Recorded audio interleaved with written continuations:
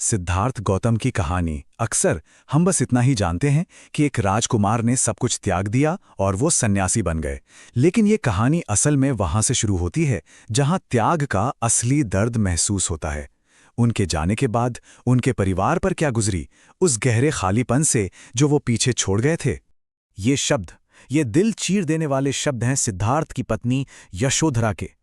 और यहीं से हमें उस त्याग की असली गहराई का अंदाजा होता है।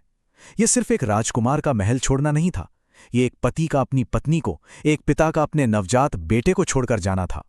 जरा सोचिए उस मंजर के बारे में, जब सिद्धार्थ का वफादार घोड़ा कंठक अकेला ही महल के दरवाजे पर आकर खड़ा हो गया, बिना अपने सवार के। वो एक लम्हा ही काफी था। उस एक नजर ने सारी उम्मीदों को तोड़ दिया और इंतजार कर रहे परिवार के लिए आशा एक गहरे, कभी न खत्म होने वाले मातम में बदल गई। ये सवाल किसी और के नहीं बल्कि सिद्धार्थ को अपनी जान से ज्यादा चाहने वाली उनकी चाची और माँ गौतमी के दिल से निकल रहे थे। हर सवाल में एक माँ की चिंता और वो गहरी खाई दिखती है जो एक राजकुमार की नाजुक जिंदगी और एक तपस्वी के कठोर रास्ते के बीच थी। तो एक तरफ महल में ये मातम पसरा था, लेकिन सवाल ये है कि सिद्धार्थ खुद कहाँ थे। अब कहानी का रुख उस सफर की तरफ मोड़ते हैं जो सिद्धार्थ ने अकेले शुरू किया था। एक ऐसा सफर जिसने हर देखने वाले पर एक कभी न मिटने वाली छाप छोड़ी। अब जरा उनके इरादे की मजबूती को देखिए। सिद्धार्थ ने अपने घर कपिलवस्तु से राजगृह तक का सफर पैदल तय किया। जानते हैं कितना? लगभग 400 मील, यानी 600 किलोमीटर से भी ज्यादा।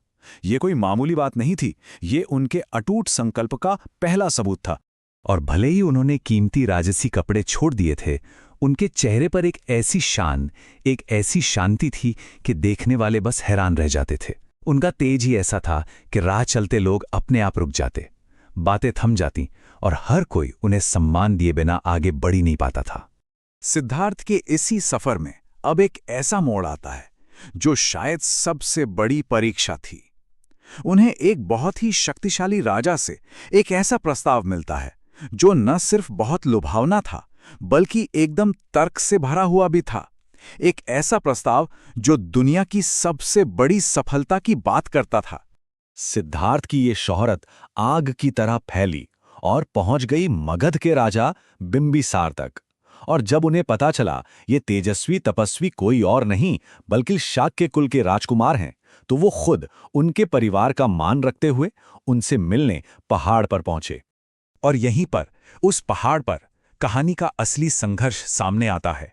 दो रास्ते, दो अलग अलग दुनियाएं, दो बिल्कुल अलग सोच आमने सामने आ खड़ी होती हैं। एक तरफ थी राजा बिंबिसार की दुनियावी सलाह, राज करो, दौलत कमाओ, सुख भोगो। और दूसरी तरफ थी गौतम की वो तलाश जिसका लक्ष्य अभी तक साफ भी नहीं था। एक बात हमें समझनी होगी, राजा बिंबिसार के तर्क बहुत मजबूत और प्रैक्टिकल थे। वो कोई विलेन नहीं थे बल्कि एक बहुत अनुभवी राजा थे जो एक दूसरे राजकुमार को वो रास्ता दिखा रहे थे जिसे दुनिया सही मानती है। उनकी हर बात में राजधर्म और अनुभव की समझ साफ झलकती थी। तो इस इतने मजबूत और तर्क से भरे प्रस्ताव का गौतम ने क्या जवाब दिया?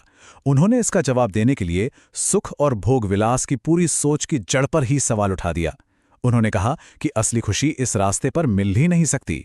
जरा उनका जवाब सुनिए।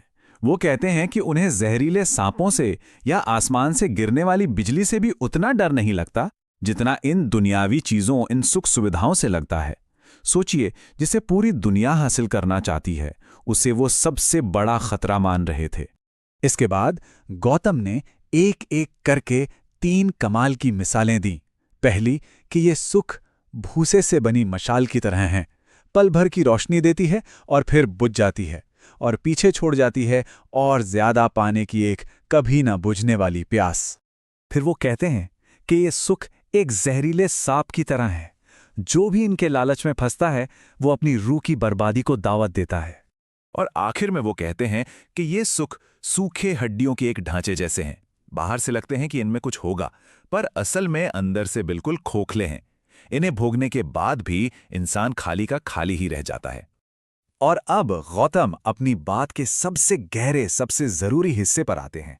एक ऐसी सोच जो सब कुछ बदल देती है। वो कहते हैं जिसे हम सब सुख समझते हैं वो असल में सुख है ही नहीं, वो तो बस किसी न किसी तरह के दर्द का इलाज है। जैसे खाना कोई सुख नहीं, वो बस भूख के दर्द का इलाज है। घर कोई सुख नहीं, वो सर्दी गर्मी और बारिश की तकलीफ का इलाज है। और इसी लॉजिक से गौतम ये नतीजा निकालते हैं कि एक राजा की जिंदगी तो सबसे ज्यादा दुखों से भरी है। क्यों? क्योंकि वो अकेले ही पूरी दुनिया की भलाई का जिम्मा और बोझ उठाता है, और इसीलिए उसके कष्ट भी सबसे ज्यादा होते हैं। राजा बिम्बिसार तो खामोश रह गए, उनके पास कोई जवाब नहीं था।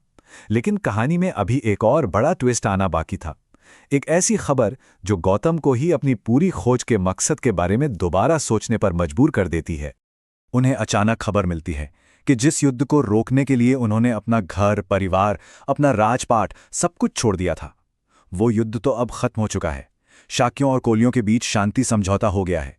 अब यहीं पर कहानी का सबसे बड़ा सवाल खड़ा होता है। जिस मकसद के लिए निकले थे वो मकसद तो पूरा हो गया, तो क्या अब सिद्धार्थ वापस घर लौटेंगे? क्या उनकी यात्रा बस यहीं खत्म हो जाएगी? लेकिन यहीं पर गौतम की सोच एक बिल्कुल नई ऊंचाई पर पहुंचती है। उन्हें एहसास होता है कि वो एक युद्ध को रोकने निकले थे, ठीक है, लेकिन युद्ध तो संघर्ष का बस एक छोटा सा रूप है। असली गहरी समस्या तो वो संघर्ष है जो हर जगह है, देशों के बीच, समाज के अलग अलग वर्गों के बीच, परिवारों के अंदर, यहां तक कि दोस्तों के बीच भी। और तब वो फैसला करते हैं, अब मैं समझ गया हूं, मेरी असली समस्या एक युद्ध नहीं, बल्कि ये हर जगह फैला हुआ सामाजिक संघर्ष ही है। उस एक पल में घर लौटने का तो सवाल ही पैदा नहीं होता। उनकी खोज अब पहले से कहीं ज्यादा बड़ी, कहीं ज्यादा गहरी और जरूरी हो चुकी थी। तो इस नई समझ के साथ अब सवाल एक जंग को सुलझाने का नहीं था, सवाल था पूरी इंसानियत के अंदर लगातार चल रहे संघर्ष का हल खोजने का। पर इतनी बड़ी, इतनी सार्वभौमिक समस्या का जवाब कोई खोजना शुरू भी तो कैसे करे?